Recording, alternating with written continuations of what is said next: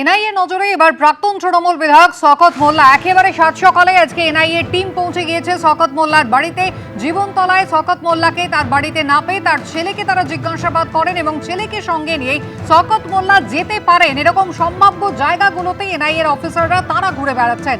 ভাঙড়ে একটি বিস্ফোরণের ঘটনা ঘটে মার্চে এবং সেই ঘটনার সঙ্গে শওকত মোল্লার যোগাযোগ রয়েছে এই অনুমান করেই কিন্তু এনআইএর আধিকারিকরা তারা ইতিমধ্যেই খানা তল্লাশি শুরু করেছেন। বিভিন্ন জায়গায় তারা গিয়েছেন, কখনো রেস্তোরাঁয় গিয়েছেন, কখনো অন্য তৃণমূল নেতার বাড়িতে গিয়েছেন, আত্মীয় স্বজনদের বাড়ি থেকে শুরু করে একেবারে তৃণমূলের পার্টি অফিস, কোথাও কিন্তু শওকত মোল্লার কোনো খোঁজ এখনো পর্যন্ত এনআইএ অফিসাররা পাচ্ছেন না। কোথায় গেলেন শওকত মোল্লা? আত্মগোপন করে রয়েছেন তিনি।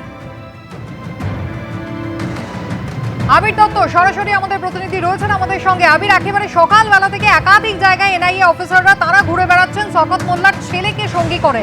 এখন তারা ঠিক কোথায় গিয়েছেন, সকাল থেকে এখনো পর্যন্ত কোন কোন জায়গায় তারা পৌঁছলেন? দেখো, প্রায় 6 জায়গাতে এখনো পর্যন্ত তল্লাশি অভিযান চলছে শুধুমাত্র শওকত মোল্লার খোঁজে।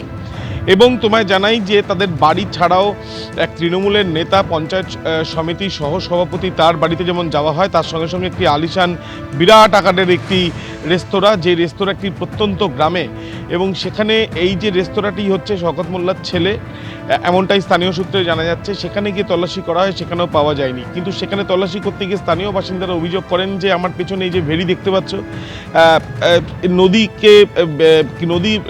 নদীর আশেপাশে এরকম ধরনের ভেড়ি তৈরি করে জায়গা দখল করে একেবারে নদীর ওপরে এক অংশকে বুঝিয়ে দেওয়ার চেষ্টা হয়েছে বলে তাদের অভিযোগ। একের পর এক জমি নিয়ে সেখানে বড় বড় রেস্তোরাঁ তৈরি করা হয়েছে, বিল্ডিং তৈরি করা হয়েছে। শওকত মোল্লার বিরুদ্ধে তারা অভিযোগ করছেন। কিন্তু এই তো গেল বিভিন্ন জায়গা জমি নিয়ে অভিযোগ, এবং সেক্ষেত্রে নদীর জায়গা নিয়ে নেওয়া বা ভেড়ির জায়গা সেগুলো বুঝিয়ে নিয়ে নেওয়া, এই ধরনের অভিযোগ। কিন্তু যে অভিযোগের ভিত্তিতে এই তল্লাশি অভিযান চালানো হচ্ছে সেটা মূলত হচ্ছে যে বোমা বিস্ফোরণের ঘটনা ঘটেছিল সেখানে এক ব্যক্তির মৃত্যু, সেই ঘটনার পরিপ্রেক্ষিতে। কিন্তু শওকত মোল্লাকে গতকাল পর্যন্ত এই এলাকার বাসিন্দারা তার বাড়ির কাছে দেখেছেন, এবং গতকাল এনআইএর কাছে খবর যে গতকাল তারা সে কলকাতাতেও গিয়েছিল ঠিক এই বাড়ি থেকে, তো তারপর থেকে তার খোঁজ নেই, সে কোথায়। সেই খোঁজে বিভিন্ন জায়গায় তার আত্মীয় স্বজন থেকে আরম্ভ করে বিভিন্ন জায়গাতে সম্ভাব্য যে জায়গায় থাকতে পারে বলে পরিবারের তরফ থেকে বলা হচ্ছে, সেখানেই তল্লাশি অভিযান চালানো হচ্ছে। এবং এনআইএর একটি সূত্র থেকে আমরা যেটা জানতে পারছি যে তারা মনে করছেন এই বিস্ফোরণের ঘটনা মূলত দুটি কারণে ঘটেছে। প্রথম, বোমা তৈরি করা হচ্ছিল এবং নির্বাচনের আগে ভয়ের বাতাবরণ তৈরি করার জন্য। দ্বিতীয়, এই ঘটনার পিছনে শওকত মোল্লার একটা হাত থাকতে পারে, এবং সেই জন্যই যে অভিযোগগুলো সামনে এসছে, তথ্য প্রমাণ সামনে এসছে, সেই পরিপ্রেক্ষিতেই তাকে জিজ্ঞাসাবাদের প্রয়োজনীয়তা থাকলেও এখনো পর্যন্ত কোনো রকম এনআইএকে সহযোগিতা শওকত মোল্লা করেননি। একেবারে শওকত মোল্লার হদিশই কিন্তু এখনো পর্যন্ত পাওয়া যাচ্ছে না। আবির, আমি তোমার কাছে আবারও আসবো, তুমি সঙ্গে থাকো। স্থানীয় মানুষরা কিন্তু এবার ক্যামেরার সামনে মুখ খুলছেন। বুড়ি বুড়ি অভিযোগ রয়েছে এই শওকত মোল্লার বিরুদ্ধে। দেখুন। না না, পালায়নি, যেখানে হোক লুকিয়ে আস। ক্রিমিনাল কোনোদিন পালাতে পারে না, মাটির ভিতরেই লুকিয়ে আসে, এখানেই আশেপাশেই লুকিয়ে আস, আশেপাশে লুকিয়ে আসে, তদন্ত করলে ধরা পড়বে। আজকের ফুটবল খেলার মাঠ, আজকের আমাদের বাচ্চারা খেলা করে, সেই বাচ্চারা আজকের খেলা করতে পারছে না কেন? এই ফুটবল খেলার মাঠটা কেউ গিট্টি ফেলছে, কেউ হচ্ছে তোমার বালি ফেলতেছে, মোট করে A to Z পুরো 2 নম্বর ব্লক, সেই ওই দিক দিয়ে 18 থেকে মালটা ফেলছে, 18 লোক এসে মালটা ফেলছে, তাদের কাছ থেকে মাছগুলি টাকা নেওয়া হচ্ছে, আর আজকের আমাদের বাচ্চারা খেলা করতে পারছে না। বিগত দিনে উনি ক্ষমতার অপব্যবহার করে কিভাবে সমগ্র এই ক্যানিং পূর্ব বিধানসভাকে একটি সন্ত্রাসের হাতুড় ঘরে পরিণত করেছিলেন। এখানে বেআইনি অস্ত্র থেকে শুরু করে বোমা প্রচুর পরিমাণে মজুত করেছেন। এই ক্যানিং পূর্ব বিধানসভার মাটিকে উনি রক্তাক্ত করেছেন, কুলসিত করেছেন। এই পূর্ব বিধানসভার নাম উনি বদনাম করেছেন সমগ্র পশ্চিমবাংলার মানুষের কাছে, যে আমরা সন্ত্রাসী এবং একটি খুব খারাপ এলাকায় বসবাস করি। আমরা এই যে অপবাদ থেকে আমরা আজ মুক্তি চাই।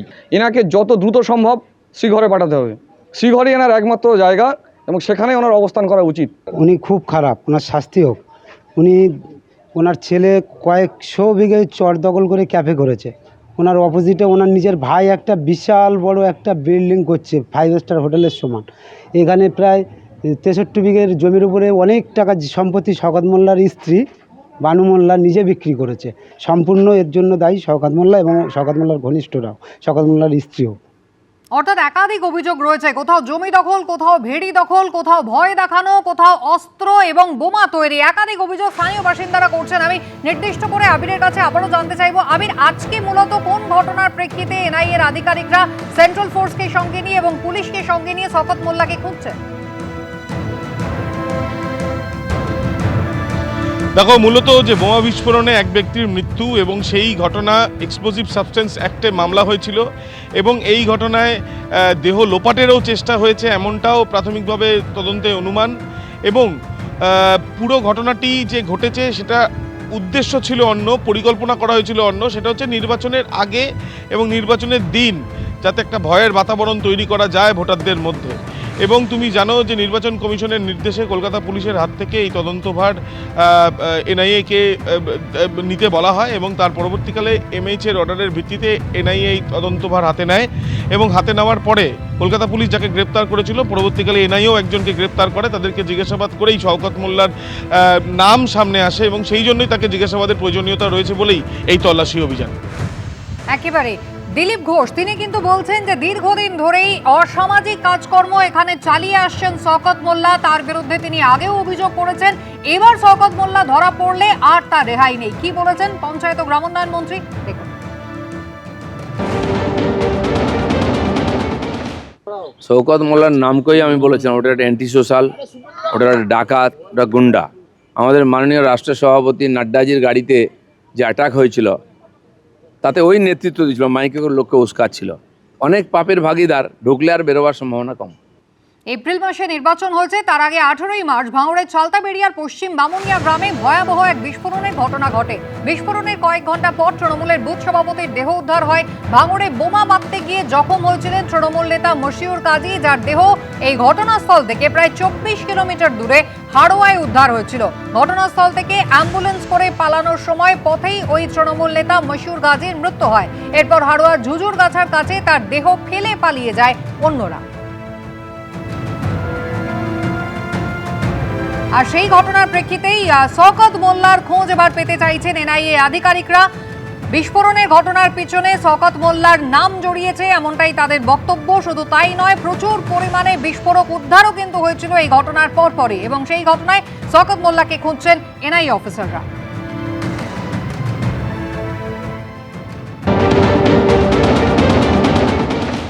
ওটা তো হওয়ারই ছিল, তো ওই বোমা বিস্ফোরণ কাণ্ডের মূল মাথা হচ্ছে শওকত মোল্লা।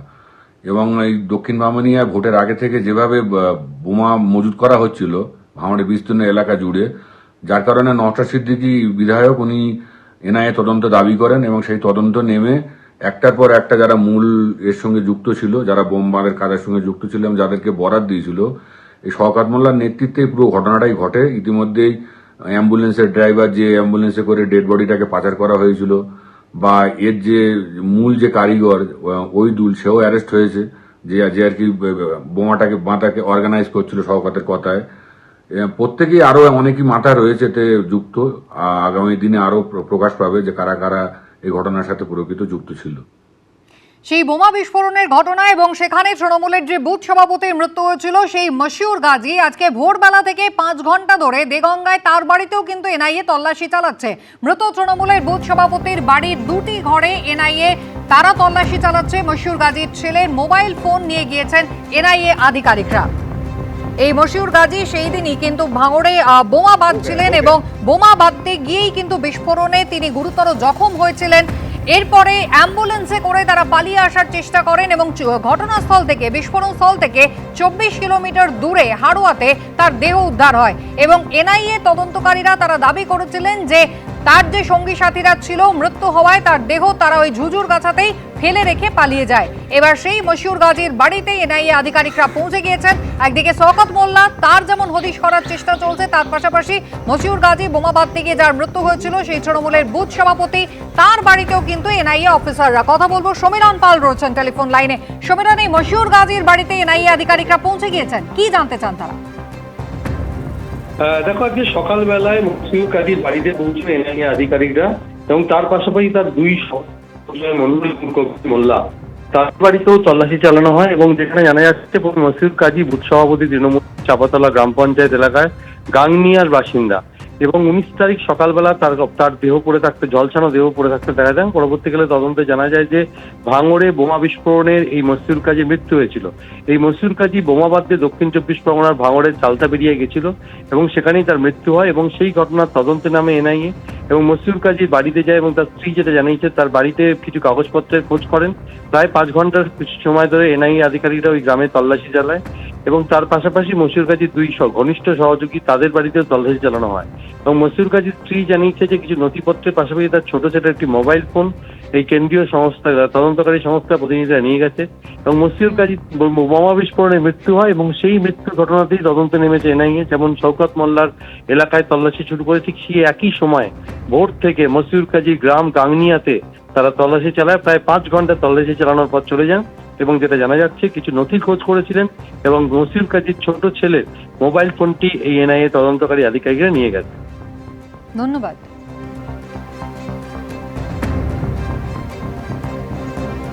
আসি পরের খবরে। কাটমানি নিয়ে বিক্ষোভের মুখে তৃণমূল নেতা আর শেষে লুকিয়েছেন খাটের নিচে।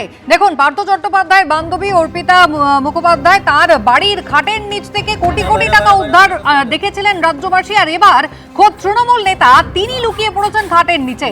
কিনা তিনি আবাস যোজনায় বাড়ি দেওয়ার নাম করে কাটমানি নিয়েছিলেন বলে অভিযোগ করেছেন স্থানীয়রা। বিক্ষোভের মুখে তৃণমূল নেতা তিনি এইভাবে লুকিয়েছেন খাটের তলায়।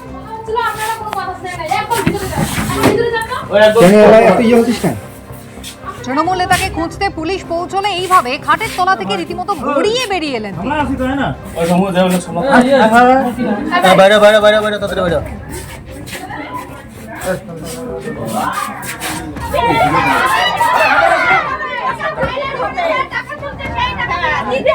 বাইরে স্থানীয়রা বিক্ষোভ দেখাচ্ছেন আর অন্যদিকে তাদেরই ভয় যিনি কাটমানি নিয়েছেন আবাস যোজনায়, যার বিরুদ্ধে এমন অভিযোগ, সেই তৃণমূল কংগ্রেসের নেতা তিনি খাটের নিচে লুকিয়ে পড়েছেন।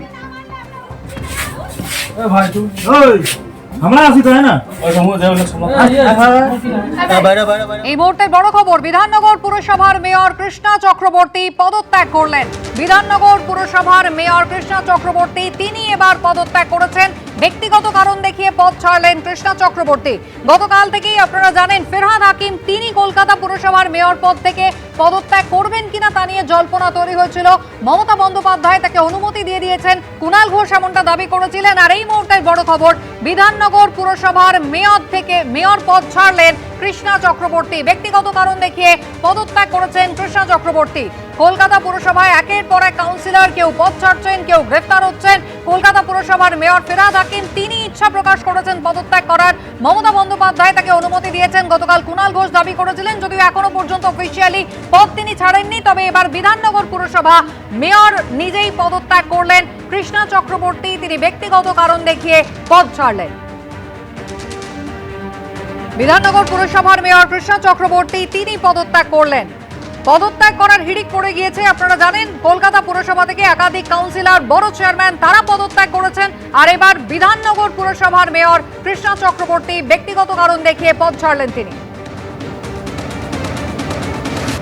মেয়র ফেরহাদ হাকিম তিনি পদত্যাগ করেছেন কিনা কাল যখন দিনভর তা নিয়ে জল্পনা চলেছে, তারই মধ্যে এখন অফিসিয়ালি তিনি কিন্তু পদত্যাগ করেননি। বিধাননগর পুরসভার মেয়র কিন্তু এবার পদত্যাগ করলেন কৃষ্ণা চক্রবর্তী। ব্যক্তিগত কারণ দেখিয়ে পদত্যাগ পত্র জমা দিয়েছেন বিধাননগর পুরসভার মেয়র। শিবাশিস মৌলিক রয়েছেন টেলিফোন লাইনে। শিবাশিস, কি খবর রয়েছে? এখন পর্যন্ত জানা যাচ্ছে তাতে বিধাননগর কমিশনের, বিধাননগর পুরসভার আমরা জানি পুর নিগমের যে চেয়ারপারসন কৃষ্ণা চক্রবর্তী তিনি পদত্যাগের ইচ্ছা প্রকাশ করেছেন। চিঠি আমরা দেখতে পাচ্ছি এবং ইতিমধ্যে কিন্তু যা তথ্য উঠে আসছে তাতে বিধাননগর মিউনিসিপ্যাল কর্পোরেশনের যে কমিশনারকে চিঠি লিখে তিনি জানিয়েছেন যে মেয়রের পদ থেকে পদত্যাগ করতে চাইছেন কৃষ্ণা চক্রবর্তী। তিনি আপাতত বিধাননগর মিউনিসিপ্যাল কর্পোরেশনের মেয়রের পদে আর থাকতে চাইছেন না, পদত্যাগের ইচ্ছা প্রকাশ করেছেন এবং পদত্যাগ পত্র জমা দিয়েছেন পুর কমিশনারের কাছে। কৃষ্ণা চক্রবর্তী তিনি পুর কমিশনারের কাছে আজকেই 4 জুন তিনি তার পদত্যাগ পত্র জমা দিয়েছেন। একেবারে বিধাননগর পুর নিগমের কমিশনারের কাছে নিজের পদত্যাগপত্র জমা দিয়েছেন কৃষ্ণা চক্রবর্তী। বিধাননগর পুরসভার মেয়র পদ থেকে ইস্তফা দিলেন কৃষ্ণা চক্রবর্তী। কলকাতা পুরসভায় যেমন হিড়িক পড়ে গিয়েছে পদত্যাগ করার, একের পর এক কাউন্সিলর কেউ গ্রেফতার হচ্ছেন, কেউ পদত্যাগ করছেন, বড় চেয়ারম্যানরা নিজেদের দায়িত্ব থেকে সরে যাচ্ছেন। ফিরহাদ হাকিম কলকাতা পুরসভার মেয়র, যাকে নিয়ে জল্পনা তুঙ্গে উঠেছে, তারই মধ্যে এবার ব্যক্তিগত কারণ দেখিয়ে পুর কমিশনারের কাছে নিজের পদত্যাগপত্র জমা দিয়েছেন বিধাননগর পুরসভার মেয়র কৃষ্ণা চক্রবর্তী। শিবাশিস মৌলিক রয়েছেন আমাদের সঙ্গে টেলিফোন লাইনে। শিবাশিস, গতকাল দিনভর আমরা দেখেছি কলকাতা পুরসভার মেয়র পদ ছাড়ছেন কিনা ফিরহাদ হাকিমকে নিয়ে এই জল্পনা একেবারে তুঙ্গে উঠেছিল, যদিও অফিসিয়ালি এখনো কিন্তু নিজের দায়িত্ব থেকে তিনি সরে যাননি। তবে তারই মধ্যে এবার বিধাননগর পুরসভার মেয়র কৃষ্ণা চক্রবর্তী তিনি পদত্যাগ করলেন। একদম তাই কুসুমিতা, গতকালকে কিন্তু সারা পিছনে যে নানান ধরনের যে রাজনৈতিক পট পরিবর্তন, তার মধ্যে কলকাতা পুরসভা মেয়র পদের ইস্তফা নিয়ে কিন্তু ফিরহাদ হাকিমকে কেন্দ্র করে একাধিক খবর সামনে উঠে এসেছে। সেই জল্পনার মধ্যেই কিন্তু আজ দেখা যাচ্ছে বিধাননগর পুর নিগমের মেয়র পদ থেকে ইস্তফা দিলেন কৃষ্ণা চক্রবর্তী। তিনি পুর কমিশনারকে ইতিমধ্যেই চিঠি পাঠিয়ে দিয়েছেন এবং পুর কমিশনারের কাছে পদত্যাগপত্র জমা দিলেন বিধাননগর পুর নিগমের মেয়র কৃষ্ণা চক্রবর্তী। তিনি তার পদ ছাড়তে চেয়ে পুর কমিশনারের কাছে চিঠি দিয়েছেন। একেবারে এই মুহূর্তে বড় খবর যে কৃষ্ণা চক্রবর্তী বিধাননগর পুর নিগমের মেয়র, তিনি কিন্তু এবার পদত্যাগ করলেন। বিধাননগর পুর নিগমের কমিশনারের কাছে নিজের পদত্যাগের চিঠি তিনি জমা দিয়ে দিয়েছেন। ব্যক্তিগত কারণ দেখিয়ে কৃষ্ণা চক্রবর্তী তিনি ইস্তফা দিয়েছেন। কলকাতা পুরসভা যখন ইতিমধ্যেই টালমাটাল হয়ে রয়েছে, ছোট লালবাড়ি কি তাহলে তৃণমূল কংগ্রেসের হাতছাড়া হবে, এই প্রশ্ন যখন একেবারে তুঙ্গে উঠেছে, তারই মধ্যে এবার বিধাননগর পুর নিগম তার মেয়র পদ থেকে নিজের ইস্তফা জমা দিলেন কৃষ্ণা চক্রবর্তী। পদত্যাগ করেছেন কৃষ্ণা চক্রবর্তী, নিজের ইস্তফাপত্র ইতিমধ্যেই পুর নিগমের কমিশনারের কাছে পৌঁছে দিয়েছেন তিনি। ব্যক্তিগত কারণ দেখিয়ে নিজের পদ থেকে অব্যাহতি নিলেন কৃষ্ণা চক্রবর্তী। এবিপি আনন্দ, এগিয়ে থাকে, এগিয়ে রাখে।